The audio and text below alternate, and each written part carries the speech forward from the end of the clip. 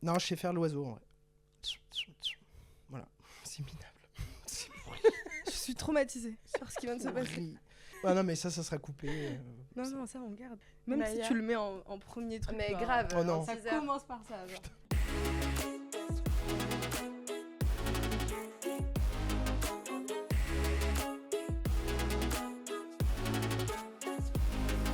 Maya Zrouki, tu es une actrice dont le parcours se construit avec justesse, courage et sincérité. Depuis tes débuts dans Fatilla, un court-métrage remarqué à Clermont-Ferrand, tu n'as cessé de te glisser dans des rôles qui explorent l'intime, l'adolescence, les fractures sociales et identitaires.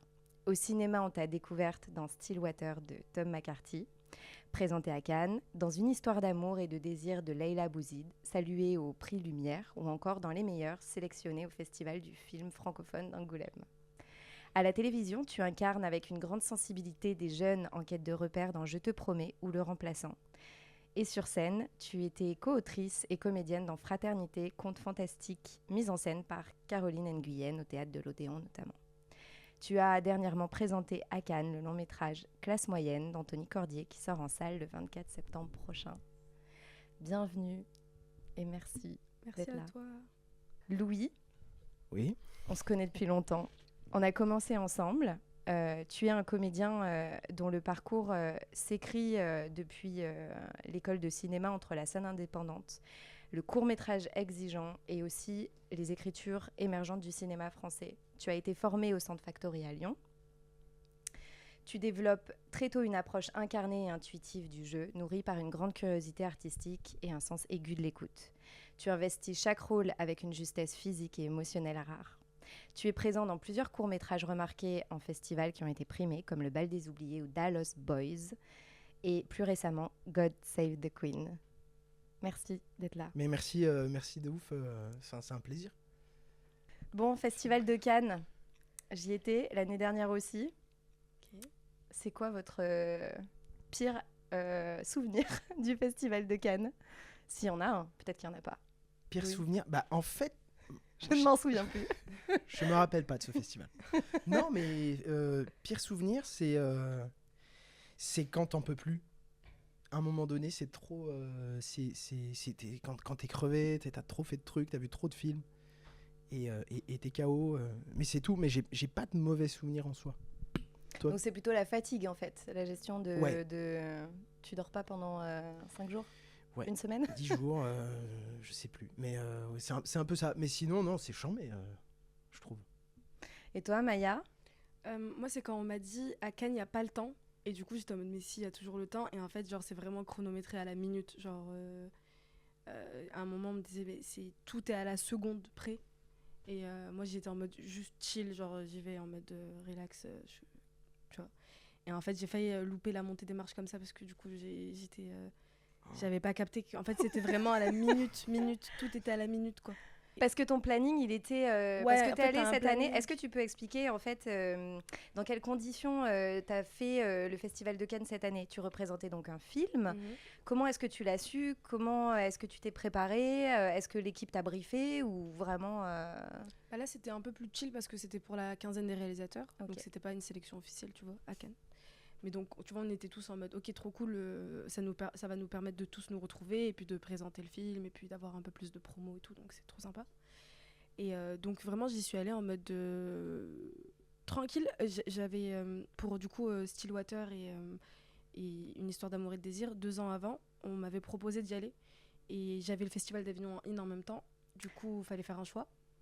Même si c'était pas très loin, j'aurais pu, mais je me suis dit que le Festival d'Avignon en c'était un truc qui allait pas forcément se représenter.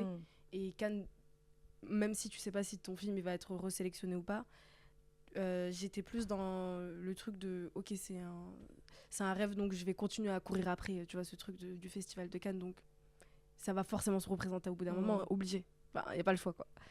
Donc j'y étais pas allée. Et là, quand j'y suis allée, j'étais juste en mode ok, trop cool. Enfin, genre, c'est le bon moment et puis ça s'est représenté. Donc. Mais ça veut dire que l'équipe du film, la production, justement, quand tu présentes un... Comment est-ce que ça se passe concrètement quand tu as un film qui a été sélectionné? Est-ce que la production réserve un lieu, prépare une soirée? Est-ce que vous avez de la promo? Est-ce que vous parlez aux médias? Est-ce que vous-même vous êtes préparé en média training pour apprendre à parler du film? Ou ça se fait à l'impro? Non, tu reçois tu vois, une fiche avec tout écrit. Donc, tu as ton billet de train, on te dit à quelle heure tu commences.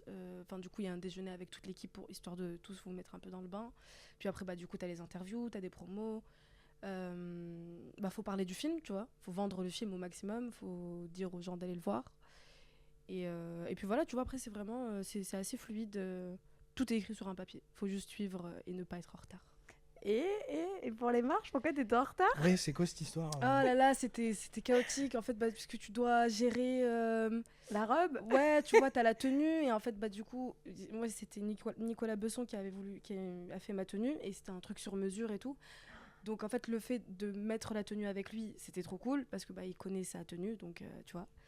Et en même temps, une fois là-bas, vu qu'il n'est pas sur place, les gens ils doivent te mettre ta tenue. Tu vois, moi j'avais un corset super serré qu'il fallait parfaitement mettre vu qu'il y avait des lignées sur le pantalon et tout. Dans ma tête j'étais en mode ok chill, tu vois. Et puis tu sais, t'as les hôtels, t'as le Martinez, t'as le je sais pas quoi. Et puis en fait tu te dis Cannes c'est tout petit, mais en fait non, il y a 30 minutes entre les deux. T'as des talons qui font cette taille. Et puis il faut courir avec des talons sous la chaleur. Ouais. Le maquillage il doit rester figé. Et puis et toi t'es là en mode mais en fait j'en ai rien à foutre de tout ça, genre. Mais tu dois le faire. Ouais, je comprends. Donc, mais ça fait partie ça fait partie du package aussi. Ouais, carrément.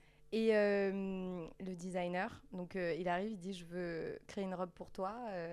Comment est-ce que ça se passe? C'est eux qui choisissent? Il y a des rapprochements avec les producteurs, les réalisateurs? Non, le seul truc c'était, je sais pas si t'as vu, il y a eu un décret de loi la veille du Festival de Cannes où ils ont commencé à imposer aux femmes de pas mettre des traînes de plus de 3 mètres, etc. Et puis t'es en mode, en fait, à quel moment on brille si c'est pas à cet endroit-là? Si on a envie d'être extra, genre, il est où le problème? Il y en a qui sont venus avec des calvities, tu sais, genre les fausses calvities, je sais pas si t'avais vu les mecs. Non, je crois que c'était Kev Adams et tout ça, ouais. Ah. Tu vois, genre, vous pouvez nous traumatiser avec des trucs comme ça, et nous, on n'a pas le droit de mettre une traîne qui fait 3 mètres, tu sais. Genre, c'est littéralement l'endroit, en fait, d'être extra, d'être trop, d'être. Surtout qu'en plus, dans les tournages, on choisit pas nos tenues. Donc, quand est-ce qu'on peut choisir comment on s'habille? Mais là, c'était cool. En vrai, il y avait juste eu ce stress un peu quand j'ai vu qu'il y avait un truc de loi. Mais en vrai, ma tenue était assez simple, tu vois. J'ai décidé de pas mettre de robe. C'était un tailleur. Donc, ça aussi, tu vois. Je me suis dit, ok, je fais ce que je veux, tu vois. Bon, t'as pas mis de talons ni de robe. Si. Malheureusement, c'est à cause de moi qu'ils ont interdit ça d'ailleurs. Parce que je faisais n'importe quoi avec. Donc, voilà. T'as monté les marches cette année? Oui, mais moi j'avais pas de film en présentation. Je suis juste allé voir des films. Et en fait, on passe sur le côté. Moi, je savais pas du tout. Ouais. Et mais ça dure 2 secondes. Hein, c'est vraiment. Et je disais à mon frère, je lui ai envoyé des messages. Je disais frère, je suis dans la queue. Tu vas me voir. Je suis sûr qu'il y a Joaquin Phoenix. Mais oui, il regardait. Il était là, mais frère, t'es où? Il était en train de jouer à un jeu en même temps. Il disait mais t'es même pas à Cannes. Je suis sûr que t'es pas à Cannes. Et au final, il m'a pas vu. Mais bon, voilà. Mais c'était cool, la salle est très cool. L'expérience cinéma, elle est comment? On est hyper bien installé et tout. J'étais trop bien placé, le film était top. T'es allé voir quoi comme film? C'était La femme la plus riche du monde, je crois. Et t'as pu faire des rencontres? Parce que quand même Cannes, il y a... C'est que ça. C'est que ça? C'est que ça, ouais. Donc votre meilleure rencontre? Enfin, ou alors une rencontre dont vous aimeriez nous parler, une rencontre qui vous a fait sourire, ou une personnalité, ou une rencontre pro, ou peut-être on vous a remarqué, ou... Moi, c'était un peu... En vrai, j'avoue, je vais le dire, parce que c'était marrant. C'est à un moment, il y a quelqu'un qui vient me féliciter pour le film et tout, tu vois. Et je suis trop contente, et je suis en mode, ouais, trop cool et tout. Et puis, il y a un ami qui vient me voir et qui me dit... mais il y a 7 personnes et tout. Et du coup, je lui dis tu veux que je te le présente? Il vient de parler avec moi et il est trop sympa. Et il me regarde, tu sais, les yeux grands ouverts, il me dit mais on parle de la même personne là? Et j'étais en mode oui. Il me dit mais tu sais qui c'est? J'étais en mode bah non. Puis il me dit mais c'est un des monsieur des Daft Punk, qui est en fait le mari d'Elodie Boucher. Et là, il me dit, bon, on y va. Et j'étais en mode, non, je peux plus te présenter maintenant. Et tout d'un coup, quand t'as l'info... j'ai fait... Et du coup, j'étais en mode, non, je peux plus, tu vois. Ça, c'est fou, en fait. En vrai, tu rencontres des gens et parfois, tu fais, on peut pas connaître tout le monde. Et du coup, bah, après, ça laisse une bonne surprise, quoi. T'es en mode, ah oui, ok. Mais quand tu sais pas, en vrai, les rencontres sont tellement plus simples. C'est tellement plus simple. Parce que dès que t'as une étiquette ou tu sais que la personne, on se met une pression. Mais Enfin, pour rien, en fait.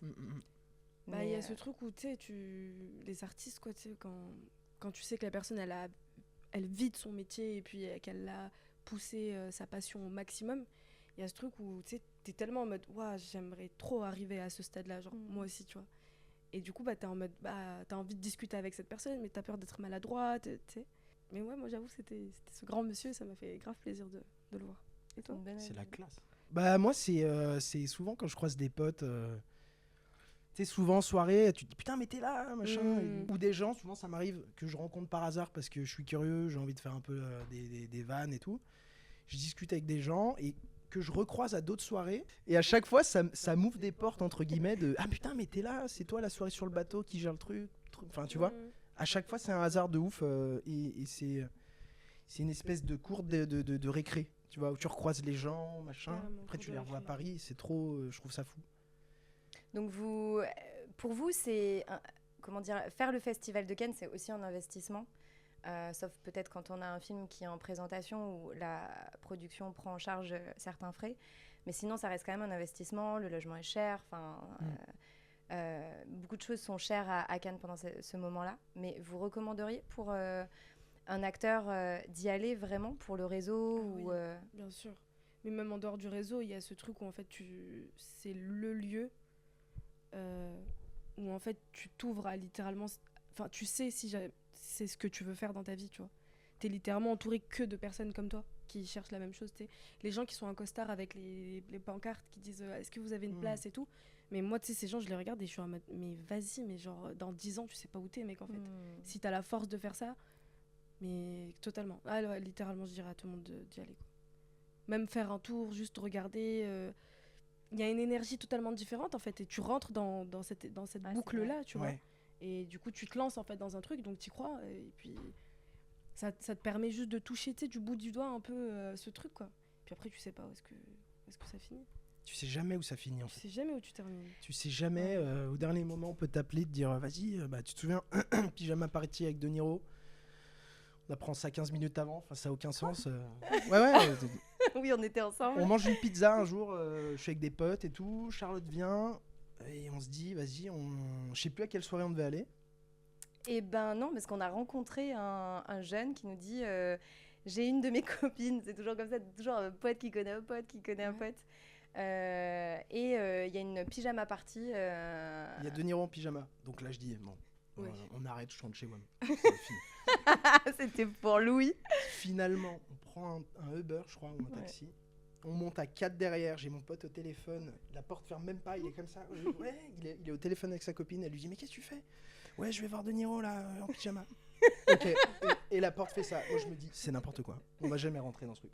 Et au final, on a failli rentrer. On a vraiment failli rentrer et on est arrivé genre 15 minutes trop tard. C'était la fin. Ouais. Ils étaient en train de sortir, on s'est dit bon. Le seum. Ouais. Donc on a loupé la pyjama party. Mais c'est déjà dingue, genre. Oui. Genre vraiment toute l'histoire est dingue. Mais tout est fou. En fait, c'est un camoulox permanent, Cannes. C'est vrai. Tu prononces des phrases que tu prononces qu'à Cannes.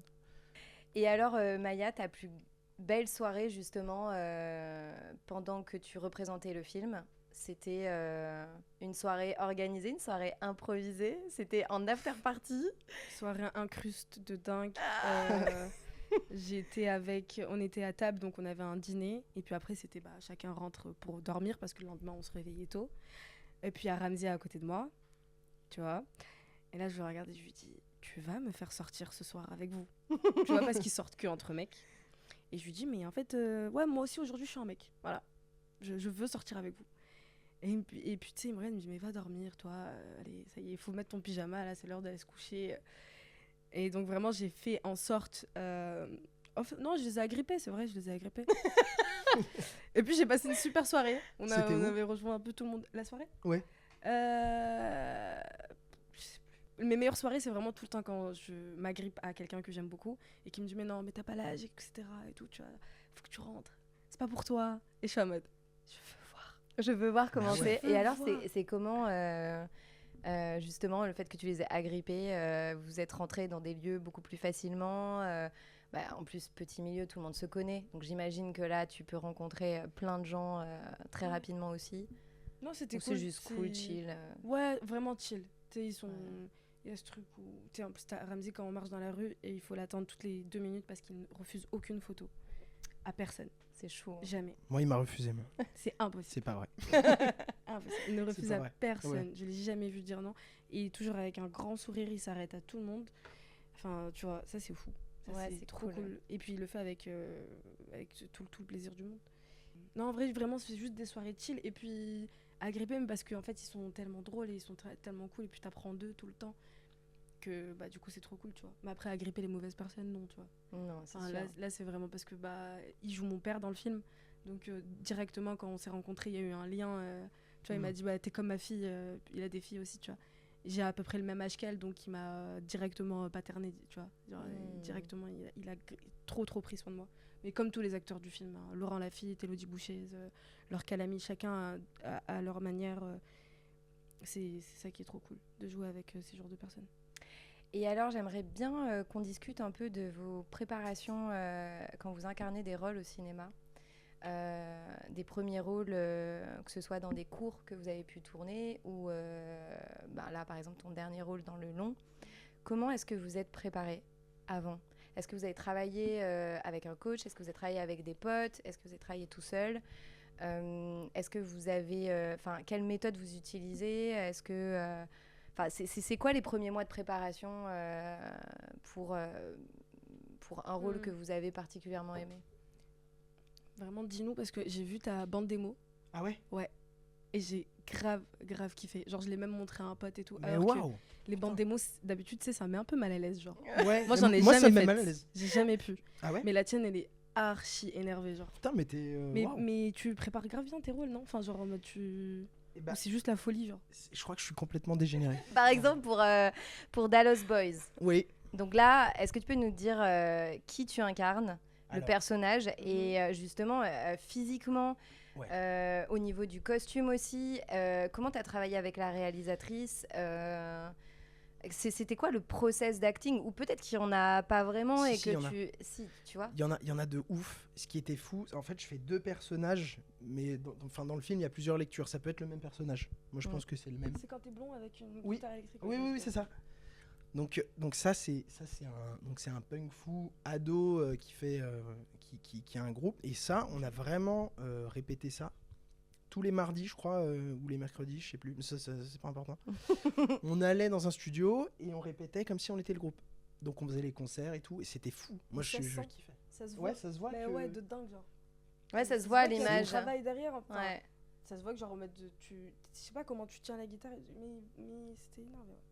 Et donc vous avez fait ce travail en amont avec le groupe pour pour ensemble, pour être ensemble et créer vraiment le band.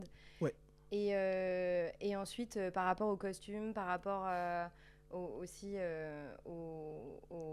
tu t'étais teint ou rasé ? Non, attends, les deux. Ouais, décoloré et rasé. Ouais. J'étais en Super Saiyan constamment, blond, platine. Donc ma mère était folle. De joie. Mon frère, il était comme un ouf. Enfin bref, je brillais la nuit. Et deuxième partie du film, donc on se rase. Et là, il y avait toute une choré de ouf à apprendre sur le monde du gabber. Et ça, on avait des coachs. Et moi, je galérais parce que c'est hyper dur à danser, je trouve. Enfin, c'est hyper physique. Et donc, je m'enfermais dans des salles, dans des studios. Et j'essayais de danser pendant super longtemps. Et c'est galère. Mais c'est vrai que c'était hyper immersif comme rôle. Enfin, j'ai adoré préparer. Toi, je sais pas comment tu prépares. Ouais, comment tu te prépares au rôle ? Est-ce que tu as des préparations différentes ? Tu travailles avec qui ? Toute seule Je te cache pas, alors j'ai fait plusieurs longs et des cours. Et ce qu'on kiffait chez moi le plus, les réals, ce qu'ils aimaient, c'était, je crois que c'était mon instinct, tu vois. Genre vraiment, j'étais très instinctive, donc les textes, j'en avais rien à faire de ce qu'on écrivait. Je les apprenais, mais en fait, je remodelais directement à ma manière parce que la plupart du temps, on n'a pas le même âge. Enfin, la personne qui écrit, ils écrivent pour des gens beaucoup plus jeunes. Donc, on dit pas les mêmes choses. Et quand j'avais fait genre 2 premiers projets, quand je me regardais à l'écran, je me disais, mais je sonne faux, genre. Parce qu'en fait, je dis des mots, mais qui ne m'appartiennent pas. Et à part si c'est un ancien français ou... oui, un film d'époque. Voilà, tu vois. Ouais. Ok. Genre, tu vois, si c'était l'ancienne langue, oui, on peut y croire. Mais là, il y avait un truc pas juste. Et du coup, après, j'ai fait la pièce de théâtre de Caroline Guillian-Guyenne. Elle a littéralement fait de la dentelle de nos personnages, tu vois. Genre, elle a pris une sorte de petite boule et puis elle a commencé à la tailler. Et c'est là où j'ai capté qu'en fait, ok, il y avait ce truc de création de personnages, etc. Mais avant, j'y allais les mains dans les poches. Hein. Moi, les tournages, c'était la suite du lycée. C'était, voilà, j'étais pas très scolaire, mais pourtant j'aimais trop l'école. Mais j'avais plein de complications, tu vois, de concentration, etc. Donc j'arrivais pas à suivre, donc ça me mettait mal à l'aise. Enfin, c'était pas super. Mais pourtant, j'aimais l'école. Et donc, le fait de pouvoir jouer avec des gens jeunes, etc., j'aimais trop aller sur les tournages, mais juste pour m'amuser, en fait. Mais je comprenais rien, j'étais dans un déni de ce qui se passait. T'étais dans l'instant, quoi. Ouais, j'étais juste dans l'instant, et tu sais, tout le monde me disait « Ah, mais c'est trop cool, tu fais des films et tout ça ». J'étais en mode « Non, mais c'est quand le prochain tournage ?» Parce que j'ai envie de revivre ce moment, tu vois. Mais le après, je calculais pas plus que ça, tu vois. C'était vraiment de l'amusement. Et c'est quand j'ai commencé le théâtre, j'ai fait du coup 1 an et demi. Vu que j'étais pas scolaire, j'avais essayé de faire le concours, les concours là. J'ai essayé, j'avais la main comme ça, je tremblais tellement. Horrible, j'ai pas pu. Et la pièce de théâtre avec Caroline, ça a été un petit coup de cœur directement entre nous.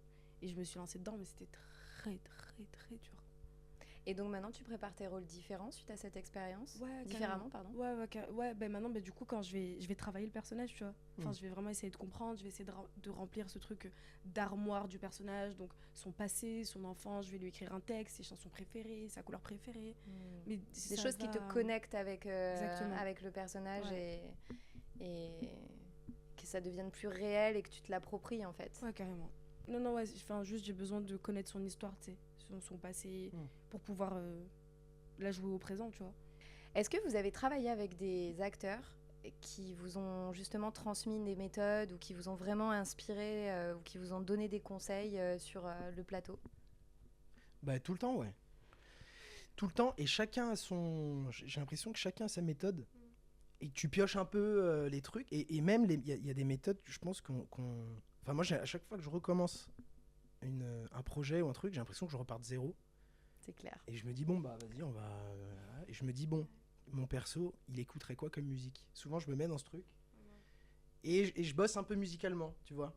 Enfin, il y a un mood qui... Tu vois, je me dis, ok, c'est plutôt cet univers-là, c'est plutôt ça. Des fois, je me trompe à chaque fois, en fait. C'est horrible. Tu défais. Ouais. Mais c'est fou. Mais oui, j'adore ce truc de transmission. Et alors, est-ce que vous avez t'as un exemple de choses... c'est quoi les secrets qu'on t'a transmis ? Je peux pas le dire. Non, en vrai, je sais plus. J'ai oublié. Mais des fois, il y a des trucs, c'est vrai, c'est hyper abstrait. L'autre jour, mon pote, il me dit, je faisais une tape, il me fait, parle comme si il fallait qu'on t'entende juste derrière toi, tu vois. Tout d'un coup, je réfléchis trop bizarre, je fais n'importe quoi. Et enfin, tu vois, il y a plein de choses qui sont venues. Mais là, j'ai pas d'exemple concret. Je sais pas si t'en as. Ouais, mais c'est un peu, ça revient à ce que tu dis. C'est un renouveau tout le temps en fait, mais ça s'arrête jamais. Enfin, même quand t'as l'impression d'avoir appris quelque chose, en fait, t'es à des années-lumière. Je pense que genre ça s'arrête jamais, genre. Mais oui. D'apprendre avec les gens et tout. Mon expérience, moi, qui a été la plus forte, c'était le film de Stillwater de Tom McCarthy avec Camille Cotin et Matt Damon, tu vois. Ouais.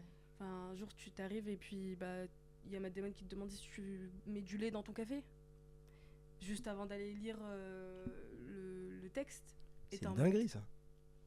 Oui, je mets du lait. Oui.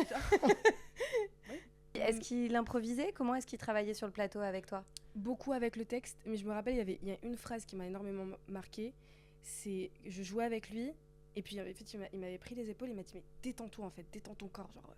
Mais tu sais vraiment en mode, ça, il faut que tu te détendes là. Et puis il m'a dit, si je suis là et si toi t'es là, c'est qu'on doit être au même endroit tous les deux. C'est cool. Donc, c'est ça. Et Tom McCarthy, à un moment, il est venu me voir et il y avait une autre phrase, il m'a dit « Je veux que tu sois un lion dans une cage, mais ça doit être que dans ton énergie. Je veux pas le voir sur ton visage, je veux juste que tu sois un lion dans une cage. À ton avis, qu'est-ce qu'il ressent ?» Et j'étais en mode, je sais pas, ça fait longtemps que je suis pas allée au zoo, je sais pas moi. Il a faim, il a super faim, il a super faim. il a sommeil, c'est horrible. Je te jure, en plus, ce jour-là, on a joué... Mais c'est pas évident en vrai quand on te dit ça, on te dit t'es dans un lion dans une cage, mais ça doit pas se voir. J'étais dans un... Je suis en train de me dire, mais comment elle a fait J'étais dans un quick à Marseille sous canicule, il faisait 40 degrés. Avec Matt Damon? Ouais. On a joué dans un quick à Marseille avec Matt Damon. Tu sais, au bout d'un moment, t'es en mode, mais quoi, on veut me faire dissocier là, c'est quoi là, qu'est-ce qui se passe?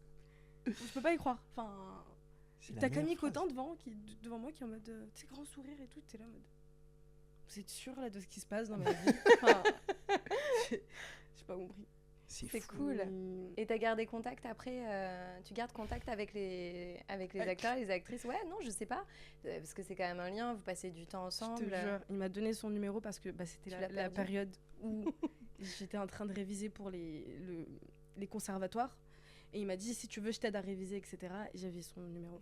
What the fuck? T'imagines, c'est ta réplique? T'arrives au cons avec... Ouais, je vous présente, c'est Matt Damon, c'est un mec... il est sympatoche et cool, voilà. Et il parle pas trop français. Ouais, il comprend rien, mais vous inquiétez pas. On va faire une scène en anglais, je suis désolée. C'est fou. Et après, vous faites quoi? On va au KFC avec Matt Damon, on va... faut qu'on mange un truc. Parce que... Là, tu vis un truc, mais tu sais, ça devient limite un peu irréel, quoi. Ouais. Et c'est... Ouais, t'as l'impression d'être ivre. Ouais, t'as l'impression que t'es ivre, en fait. T'es en mode, mais... C'est pas... Mais c'était trop cool. C'était trop génial. C'est ce truc de film américain, t'as un peu l'impression que genre... Mais c'est ça aussi le problème des acteurs, tu vois, c'est ce qu'on kiffe le plus, c'est l'adrénaline, je pense, moi, qui me fait le plus kiffer dans ce métier. T'as l'impression de faire genre...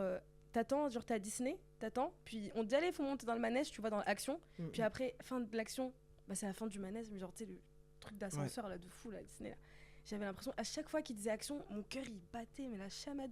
Il faut faire semblant que ça va. Que tout va bien. Que tout va bien. Tu te dis, mais ok, bah alors peut-être que je fais ce métier parce que j'aime un peu trop l'adrénaline, quoi, tu vois. Ça t'arrive pas, tu sais, ce truc, genre, où quand parfois, genre, ils disent action, et t'es en train de jouer avec quelqu'un que tu kiffes, genre, tu sais, quelqu'un qui te stimule, genre, physiquement et tu le conscientises, et t'es en mode, vas-y, c'est une dinguerie. Genre, là, c'est une dinguerie, et genre, tu sais, t'es en mode, faut le faire, ok, vas-y, je donne tout là, maintenant. T'as tout ton corps qui se réveille, et t'es en mode, vas-y, et puis après, ça se termine, et t'es en mode, faut recommencer, tu vois. Et tu deviens addict, en fait, à ce truc de tout le temps recommencer, il faut faire attention, parce qu'après, on se perd vite. Mais de ouf, je trouve qu'il y a un truc qui est hyper vrai dans ce que tu dis, c'est que par rapport à l'adrénaline, il y a toujours des moments où t'es à fond dans un truc, tu vois, tu ressens des sensations de malade, et 2 semaines après, t'as plus rien pendant, tu vois, 3 semaines, un mois. Et je trouve que c'est très dur parce que tous les projets arrivent en même temps. Soit t'as rien, soit on te dit, vas-y, là, il y a un truc, là, il y a aussi un truc, et là, il y a Matt Damon. Bon, bah, on va faire un truc. Et quand t'as rien, t'as rien. Et je trouve que c'est chaud de se dire, bon, là j'ai du temps, je vais en profiter, tu vois, je vais me poser. C'est très difficile, je trouve, de décrocher et de se dire, bon, on accepte le vide, tu vois, c'est un luxe de ouf d'avoir du temps. Tu peux lire des trucs, tu peux aller au quick, tu peux, enfin, tu vois. Et ouais, c'est jamais équilibré, quoi. C'est soit il y a tout, soit il y a... Tu sais, parfois, les projets tombent en même temps. Genre, mais oui. Dans les mêmes dates et tu dois faire un choix alors que ça fait 2 mois que t'as rien fait et t'es en mode mais... T'as l'impression que t'as une loi de l'univers. Mais je suis sûr qu'il y a ça. Non, le vide attire le vide. Et quand t'as un projet, puis t'as un casting en même temps, t'as un autre projet, tu te dis mais les gars... Mais c'est ça, ça peut pas être réparti, non? C'est tout sur un... C'est fou. C'est 2 jours dans l'année. Mais c'est ça. Non, mais il y a des mecs là-haut qui ça va être les 2 plus beaux jours de l'année. Là, il a un casting. Attends, on va lui rajouter une pièce. On va balancer une pièce. Là. Il y a du Molière. Est-ce que vous avez eu que des belles expériences au niveau des tournages ou des tournages qui se sont moins bien passés vous vous êtes dit, bon... Oui, toi, oui. De dingue, toi. Que des bonnes expériences, je pense. Hein, c'est un métier où on peut pas vivre de bonnes expériences. Enfin, de mauvaises. Ça n'existe pas. Ça n'existe pas. Jamais. J'ai jamais entendu. Jamais. Je sais pas de quoi tu parles. C'est quoi la question? Un fusil qui nous braque. Je vais cligner des yeux 2 fois. Il y a un vrai problème. Non, mais il y a le des réalisateur qui t'a le plus traumatisé dans ta vie? Putain, moi c'était Spielberg. Il me balançait, il y avait des requins. Enfin, c'était un bordel. J'avais quitté le truc. Les dents de la. Je sais plus ce que c'était. Ma mère va voir cette interview. Elle va me déshériter. Tu peux faire coucou maman d'ailleurs. Ciao maman. Là, elle doit être en train de se dire oh, il est mal coiffé. Il doit puer des yeux. Comment est-ce que on construit une carrière Est-ce que c'est seulement du réseau? Parce que quand même notre métier est très réseau. Est-ce qu'il y a autre chose Comment on construit? Il faut bosser de ouf, je pense. Faut bosser de ouf et faut se dire qu'il y a plein de trucs qui vont pas marcher. Tu vois, il y a plein de trucs, tu vas te prendre des portes. Et c'est un truc qui est facile à dire, je trouve, mais il faut garder son truc de se dire, vas-y, ok, c'est pas là, c'est pas grave. Son mindset. Ouais. Là, je bosse, tu vois, c'est trop bien. Là, je vais bosser, là, il y a ça. Et se dire, vas-y, ça va le faire, hein, tu vois. Ouais, je suis d'accord. Cette culture de l'échec, pour moi, elle fait partie intégrante de notre métier. C'est parce qu'on teste des choses qui ne fonctionnent pas qu'on arrive à trouver ce qui fonctionne. Il faut apprécier les noms. Il faut apprécier les noms. Et il faut vraiment aimer l'échec parce que sinon, on reste trop scolaire, on veut trop bien faire et en fait, on ne trouve pas. Et je trouve que c'est pas quelque chose qui est démocratisé parce que dans tout le système scolaire, on nous apprend que si on se trompe, c'est pas bien. Ouais, on nous enlève des points, on nous donne pas des bonnes notes. On te compare aux autres. On te compare aux autres. Alors jamais se comparer en fait. Exactement. Alors que là, vraiment dans les métiers créatifs, au contraire, il faut oser se tromper, il faut oser faire. Et c'est comme ça que petit à petit, on arrive à trouver un rôle, à être sur scène tous les soirs, à écrire un scénario. Et ça, c'est vrai que je trouve que l'entourage, je sais pas ce que vous en pensez, mais l'entourage, il n'est pas toujours hyper open ou conscient en fait de ces choses-là. Et souvent, ils se disent, mais tu travailles où est-ce que je peux te voir? Ouais. Et si tu es en période de creux, parce que tout est en même temps, on se dit, mais c'est pas un acteur qui travaille. Mais en fait, si. C'est une façon différente de travailler Les acteurs, on travaille tous les jours en fait. Mais c'est même plus tous les jours, c'est toutes les secondes de notre vie. Ça s'arrête jamais quand tu décides de faire ce métier-là. Ouais. Mais c'est pas que acteur, je pense que c'est vraiment même ingé son, réalisateur, scénariste. Tu ne t'arrêtes jamais. T'es dans la créa permanente. Permanente, ça s'arrête plus. Est-ce que vous aussi, vous créez en permanence des projets et justement, vous n'attendez pas qu'on vous donne des rôles? Est-ce que vous écrivez? Est-ce que vous réalisez? Ou vous allez chercher des personnes pour générer des projets? Bah, moi, j'aimerais bien plus le faire. C'est vrai que j'ose pas, mais j'ai plein d'idées. Souvent, je suis dans la rue, je me dis, putain, lui, il est fou, c'est quoi ça? Et j'écris un petit scénar, un truc, mais que je développe pas. Et tout le monde me dit, mais développe le truc. Et il faudrait que je le fasse. Tu le fais, toi? J'écris. Ouais. J'écris depuis toute petite, en vrai. Non, mais parce que je suis plus dans ce truc où j'ai envie de continuer à développer genre, ce côté actrice et pas tomber dans d'autres trucs en même temps, tu vois. Et je me dis, bah, bon, après, l'écrit, tu vois, c'est comme du bon vin. Avec le temps, d'année en année, je rajoute toujours des petites phrases, des petits moments qui me sont arrivés. Puis je me dis, bah, peut-être dans 2-3 ans, en fait, juste le jour où on te propose de réaliser quelque chose, tu vois. Et je trouve ça super courageux, les gens qui arrivent et qui ont aucun modèle et qui sont quand même là en mode, ok, je vais réaliser, je vais faire ça, je vais créer ça, tu vois. Maintenant, avec les plateformes Insta, TikTok, t'as plein de gens qui se lancent. Comme ça, il faut énormément de force et de courage, hein, parce que, comme tu disais, avec la famille, les gens, l'entourage, les gens ils comprennent pas trop parce ils font pas le saut, mais parfois parce que ça les intéresse pas, parfois. Donc il faut du courage quand même pour vivre de sa passion en fait. Enfin, même faire sa passion, créer. Quand tu dépasses un certain âge, la société elle te dit mais qu'est-ce que tu fais quoi? C'est clair. Et le meilleur conseil le conseil que vous pourriez donner à quelqu'un qui justement a envie de se lancer mais ne connaît pas tous les codes du métier, quelque chose qui lui fasse gagner du temps peut-être? Je suis le pire comédien, donc non, tout ce que je vais dire, C'est pas vrai. Mais en étant le pire, t'es un des meilleurs. Enfin, Non, mais j'imite De Niro, c'est tout ce que je sais faire. Vas-y, pitié, montre-moi, parce que depuis tard, vous en parlez, je veux voir ce truc. Non, je peux pas. C'est pas possible. Non, mais je peux pas faire ça. Allez, pitch De Niro. Mais je viens de le faire. Yeah. I shot him. Je suis vraiment en train de faire De Niro. Mes potes vont regarder, ils vont dire mais putain, il fait que ça. Tu passes des castings. Mais vas-y, arrête avec De Niro. Un conseil. Ouais. Moi, je dirais en vrai. Alors, je sais pas si ça fait gagner du temps, mais peut-être que ça évite d'en perdre plus tard. C'est il faut se dire que dans 10 ans, on regardera ce qui s'est passé derrière, on se dira bon, ça va. En vrai, vas-y, c'est cool, faut se tromper, faut foncer. Et si tu sens qu'il y a un truc, et que tu as envie d'y aller, mais vas-y. Tu vas, vas-y. Et il faut se marrer, je pense. Faut faire le truc hyper sérieusement, faut se donner à fond. Mais je crois qu'il faut se marrer. On a de la chance, tu vois. Le plaisir, oui, est primordial. Ouais. Faut rester un bébé. Ça se Moi, sent. je suis un bébé. Je suis un bébé. Même quand tu tombes, genre, faut te relever. Tu continues à rigoler, quoi, comme quand t'apprends à marcher, tu vois. Faut pas avoir peur, genre. C'est vraiment apprendre à marcher. Tomber, se relever, tu pleures un peu au pire. Ça fait toujours du bien de pleurer. Tu pleures, toi, un peu, parfois? Putain, arrêtez. Est-ce que t'es un acteur qui pleure? Oui. Non, mais parlons-en. On me fait pleurer, oui. C'est vrai? Ouais, C'est ouais. facile. Est-ce que t'es comme Margot Robbie, tu pleures sur Q? J'ai les cheveux moins longs. Pire van, putain. Là, pour poser cette question. Oui, je suis comme Margot Robbie. Margot Robbie, elle pleure sur... Ouais, sur la réplique. Tu lui dis pleure là, à cet endroit. Ouais, exactement, à cet endroit-là. Et d'ailleurs, dans son rôle Once Upon a Time in Hollywood, elle le fait. Enfin, son personnage, il y a une scène où ils lui disent non, tu dois pleurer là.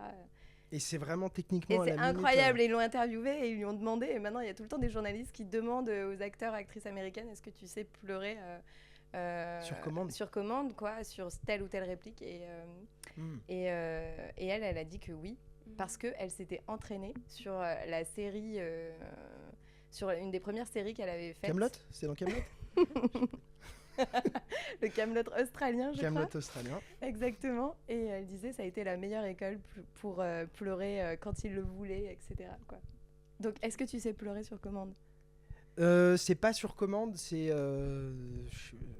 j'arrive à m'émouvoir de n'importe quoi, d'un objet, d'un moment, tu vois. Mais je trouve ce qui est... Alors, je sais pas pour toi, enfin, je sais pas pour vous, mais ce qui est chaud, ce qui est plus difficile, je trouve, c'est un rire sincère. Quand on dit vas-y, rigole, et là, t'as pas envie de rire. Et t'es en mode... et c'est fake, et c'est horrible. Je sais pas si ça te l'a déjà fait. Ça dépend de la personne en face de toi.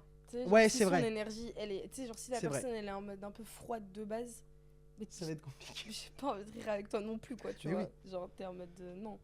Mais là, tu vois, genre là, si... Vas-y, fais-moi un rire sincère. Non, mais avec toi, je peux gaulerie. Ouais, tu vois, t'as capté, avec genre... Ouais. Voilà, genre, là, on pourrait le faire, tu vois. Mais genre, quelqu'un d'autre qui est un peu plus froid dans le jeu, si jamais tu dois rire sincèrement avec... Bah, tu sais, un truc de partage, en fait. Et puis, t'as pas remarqué que quand on te demande de faire quelque chose... Tu sais plus faire. Non, mais alors, ça, c'est clair. Mais du coup, quand tu dis... Surtout, ne rigole pas. Ah, mais ça, j'adore. Mais oui, c'est le meilleur truc, ça. Non. Mais c'est les meilleurs fous rires, c'est quand t'es en cours et qu'il faut surtout pas rire et que c'est horrible et que ton pote il est en train de craquer. Il fait une syncope et que t'es comme ça. Tu sais, parfois tu le regardes même pas, mais tu sens l'énergie. Tu sens genre que la personne est derrière toi, elle a envie de rire. Ah, mais c'est des journées de gagner. Mais c'est des journées de gagner, ça, je pense. C'est un délire. Ça t'arrive des fous rires sur le plateau? Mais là, sur classe moyenne, Laurent Lafitte et Ramzy, en fait, juste de les avoir dans la même pièce avec Laure Calamy. Mais c'était pas possible. C'est que vraiment à des moments je jouais et je faisais ça parce que j'avais des crampes, mon corps. De rire. Donc je riais pas, donc mon visage il était parce qu'il fallait pas rire, mais mon corps lui riait. Donc tu sais j'étais comme ça et je me tenais. À un moment à la fin du truc t'as mal aux joues donc t'as des crampes et tu sais genre t'es en mode genre tu vois et puis t'évites de les regarder et puis en fait ça devient dans des gestes. Il y a un moment dans le film où on nous tend des verres et t'as Ramzy qui fait semblant juste de prendre mon verre et le tirer comme ça tu vois. Genre juste pour m'entraîner en fait. Et en vrai, c'est une vraie source d'entraînement parce que maintenant, quelqu'un d'autre me le fait dans un tournage, je serais moins susceptible de rire parce que vraiment, il a monté le truc à un certain niveau. Donc ça, tu vois, c'est cool. Mais sur le truc, je te jure, j'ai regardé le film. La scène n'y est pas. on m'a coupé. Mais parce que ça se voyait que mon corps, c'était pas possible. Et là, j'étais putain. T'imagines sur le plateau de La Flamme, souvent il y a des. Non, mais c'est clair, parce qu'on voit les acteurs, les making-of. Ouais. Et même pendant le tournage, il y a des scènes où ils étaient obligés de garder parce que il y a des gens qui rient pendant le. Oui, tu sens que ça craque Non, juste après. Ils ont fait un point de montage là. Il dit bon. Non, mais je pense que ça devait être le tournage un des plus gauleries où ils ont dû avoir le plus de mal à garder leur sérieux, quoi. Bah, quand t'as autant de personnes drôles dans la même pièce, c'est très très dur de garder leur sérieux. Ah ouais.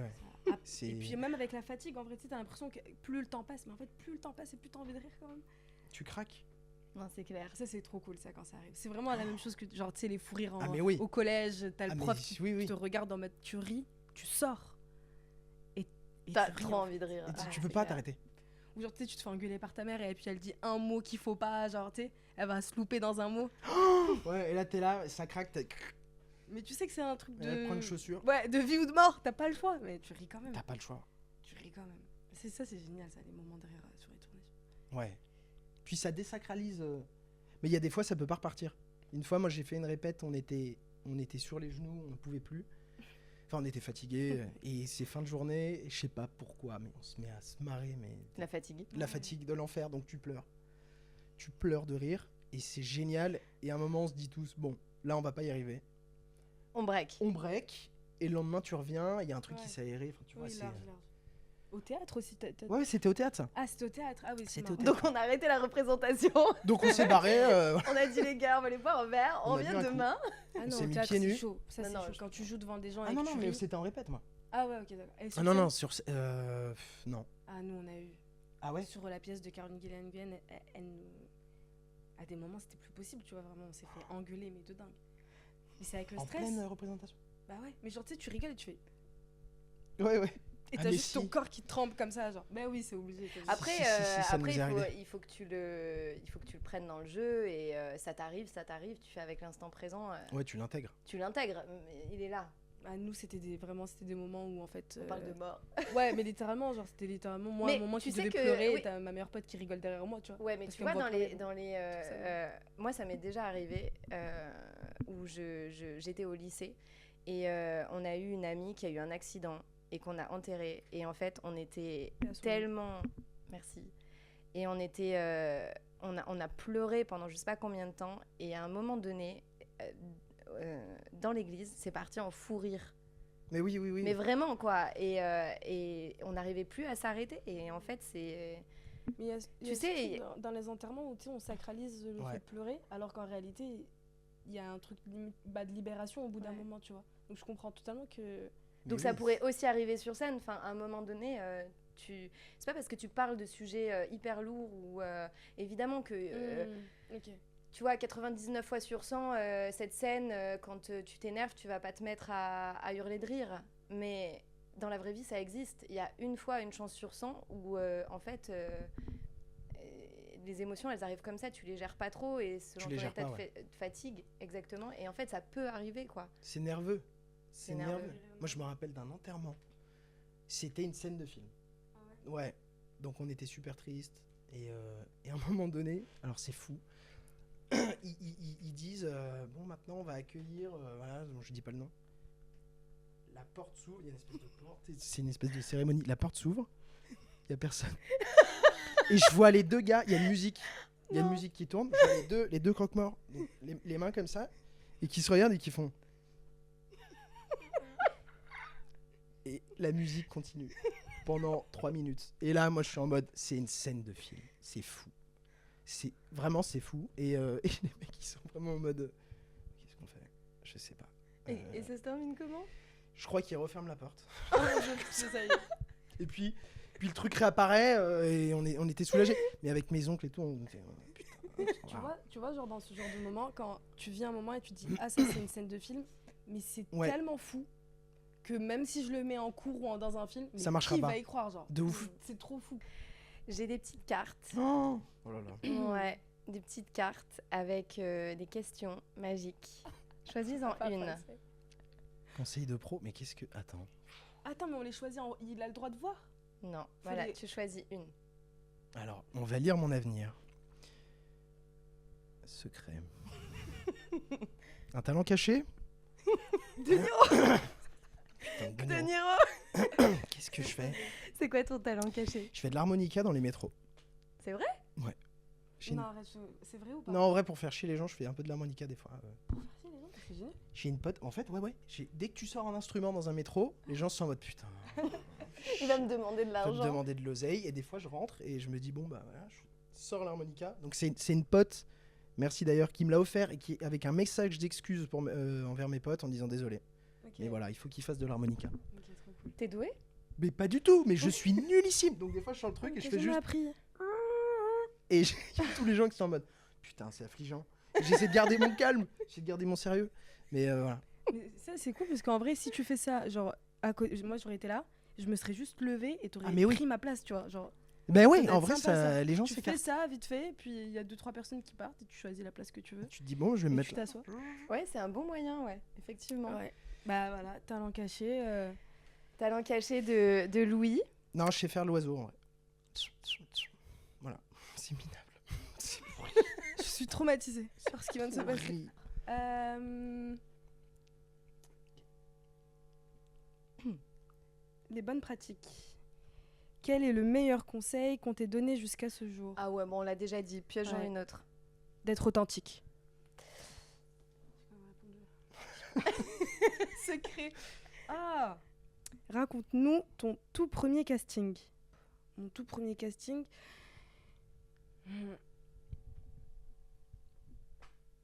C'était beaucoup de stress. Je me rappelle, j'avais séché les cours. J'ai été allée. C'était une casting qui était venue te chercher devant le lycée ou pas du tout? Non, j'avais fait un petit truc. En fait, j'étais au lycée. J'allais pas au lycée. Et en même temps, j'étais à l'association 1000 Visages. J'étais inscrite là-bas, tu vois. Et puis un jour où mon frère m'envoie un message, il me dit bon, écoute, là je viens de recevoir ton bulletin d'absence. Je comprends pas. J'ai demandé à l'asso, tu es pas trop. Mais donc t'es où? Et là je lui dis mais si je passe des castings. Et puis il me dit bah, alors envoie-moi un screen de ta boîte mail avec tous les trucs. Là je vais sur Facebook, je trouve 3 castings sur le site 1000 Visages. Je prends les 3, j'envoie des mails, je coupe l'heure à laquelle j'ai envoyé la date, c'est en capture d'écran. J'envoie à mon frère, il me laisse tranquille pour 1 mois ou 3 semaines. Et là, je reçois une réponse au 3. Et en fait, c'est comme ça que j'ai commencé le cinéma, j'ai été prise au 3. Elle est folle, elle est folle. Mais on dit pas merci frérot. Mais oui. Merci. Non, mais alors, Samir Dekaza, qui est mon grand frère, qui est un super comédien d'ailleurs. Là, dernièrement, il a gagné un prix pour le Nikon Festival. Il a fait le Nikon et les 2 années de suite, il a... Pour la réalisation? Non, il En joue tant dedans. qu'acteur Oui, c'est Jana Judor qui a réalisé. Et d'ailleurs, Attends, c'était son mais premier court-métrage. Ces trucs avec la bougie? Ouais. Oh, mais il est mais c'est ton ref? Ouais. Oh, mais il est incroyable. Il est incroyable. Je l'ai Mais pas vas-y, vu. c'est quoi cette famille? Putain, mais c'est fou. C'est ouf. Ouais, dans ma famille, on est tous des artistes. Ça, c'est cool. Enfin, ma mère est couturière. Mon papa, il était styliste et boxeur. Et mon frère, il est comédien. Moi, je suis comédienne. Ma sœur, elle est dessinatrice et peintre. Et mon autre sœur, elle, on essaye de la mettre dans le cinéma, mais en vrai, elle est assistante caméra et elle fait des études là-dedans. Okay. Donc, Ah c'est ouais. trop cool. Comme ça, elle pourra, j'espère, Vous trop filmer. tomber sur elle dans un film, genre sur un C'est tournage. clair. Et donc, ça serait trop cool. Mais du coup, voilà. Donc, ça a été mes 3 trucs. Mais j'ai envoyé ça. Et après, bah, j'avais pas le choix que d'aller au casting parce que bah, j'ai eu 3 réponses. Et le premier, c'était avec Adeline Picot de Gardienne. Mais je me rappelle, j'étais grave en stress. Mais pourtant, elles ont tout fait pour me mettre à l'aise au maximum. Et c'était fou, elles m'ont même laissé choisir le second personnage pour jouer avec moi dans le court-métrage. Qui était une actrice qui s'appelle Baya, d'ailleurs, qui a arrêté parce qu'elle a fait des études d'infirmière. Donc, encore un génial métier aussi, tu vois. Et j'ai commencé comme ça. Et du coup, le deuxième casting, ça s'est trop bien passé parce que j'étais avec elle. Et en fait, il y avait une super alchimie entre nous. Donc, on a trop ri. Et puis, c'était trop bien. Mais voilà, c'était mon premier casting. En tout, en gros. C'est incroyable Plein de cette histoire. trucs. Je trouve ça ouf. Ouais. J'ai envie d'en faire un film. Et merde, on va nous piquer l'idée maintenant. Il va l'écrire et puis après il va le laisser à côté. Oui, ça va être ça. Bah, merci beaucoup, merci d'avoir discuté au micro de la Rebelle Connect. Mais merci Et, à toi. Merci de ouf. Merci à vous. Mais je suis sûre que tu pourrais faire genre Sarkozy et tout en vrai, non? Oh, Tu sais, les non, petits je sais trucs pas le comme faire. ça. C'est qui je sais pas comment il fait. Putain, il va voir la vidéo aussi. Bon, oh là là, on est en train de se mettre le monde entier à dos.